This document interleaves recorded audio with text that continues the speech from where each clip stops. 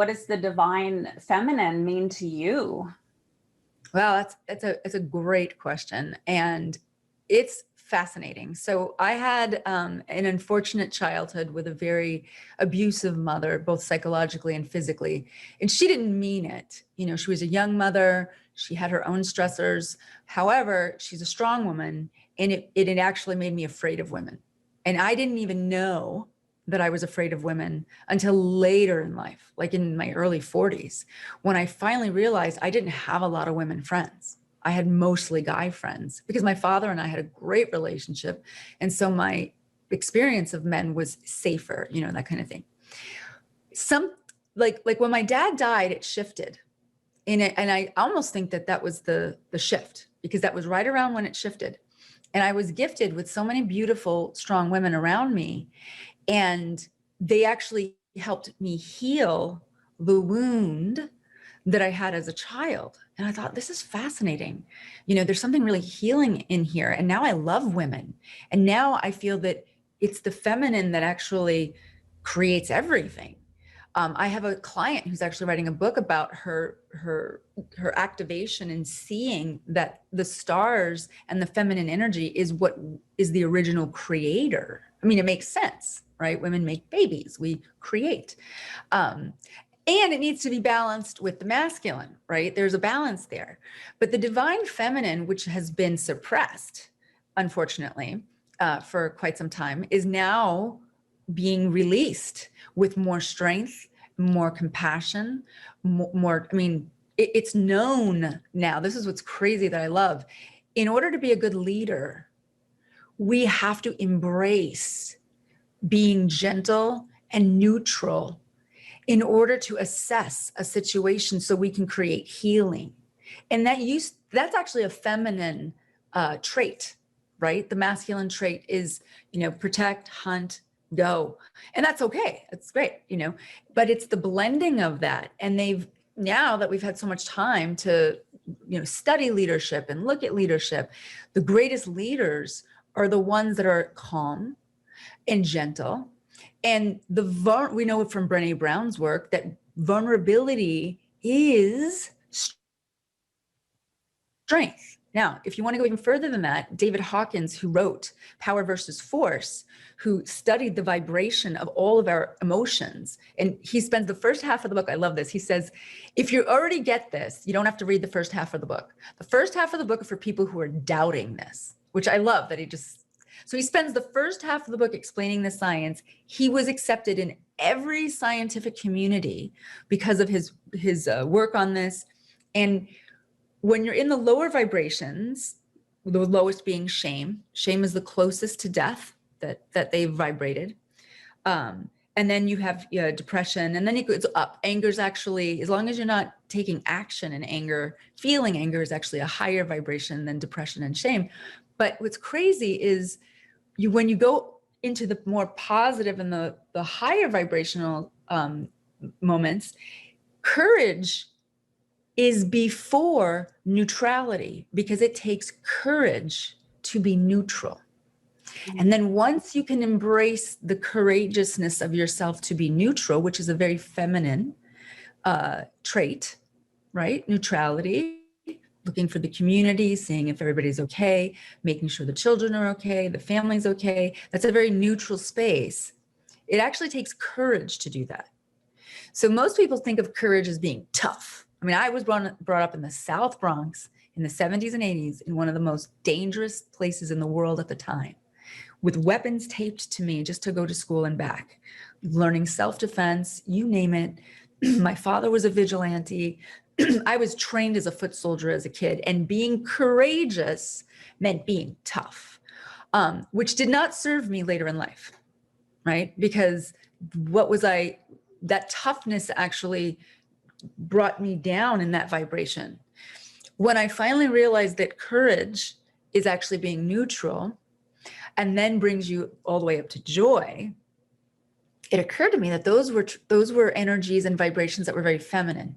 So the divine feminine, to me, is a very strong, beautiful energy that serves as an example to help others embrace their divine feminine, whether you're a man or a woman, it doesn't matter.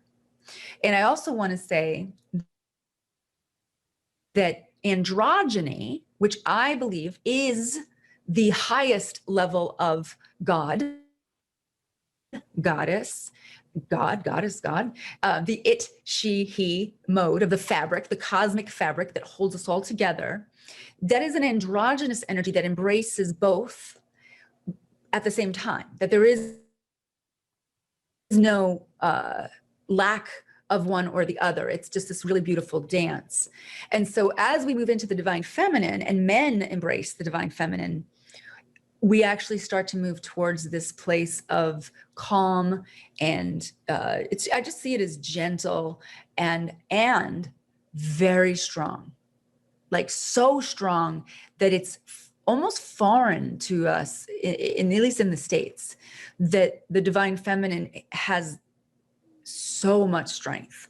So to me, it's a very strong position. And to me, I think that it's a responsibility for everyone to embrace the divine feminine in order to help the evolution of the planet. Great. Love it. Love it. Love it. Love it. I agree with every single word you said.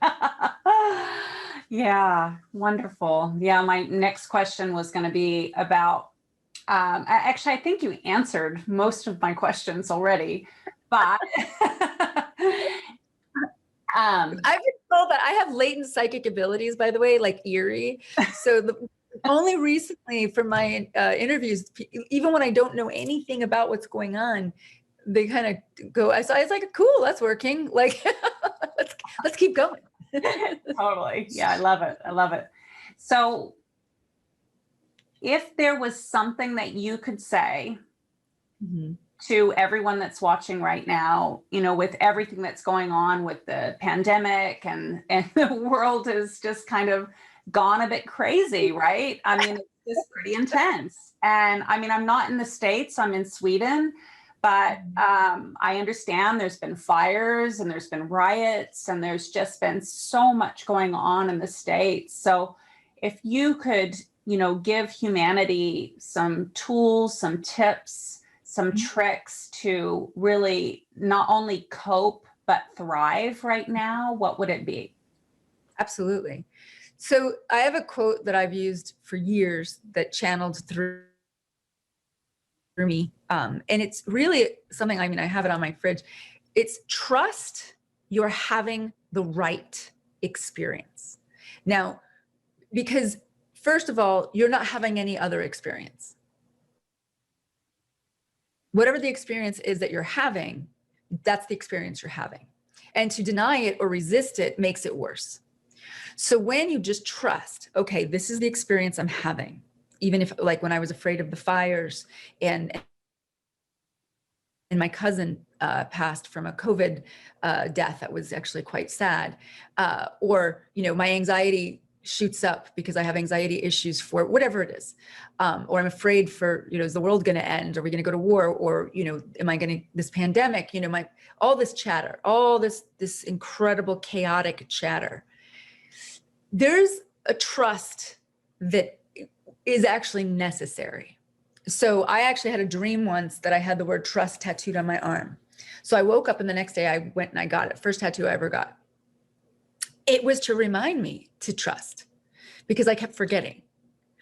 And then as I started to build, I would just decided to start a gratitude journal, as cliche as that sounds, and everyone's talking about it.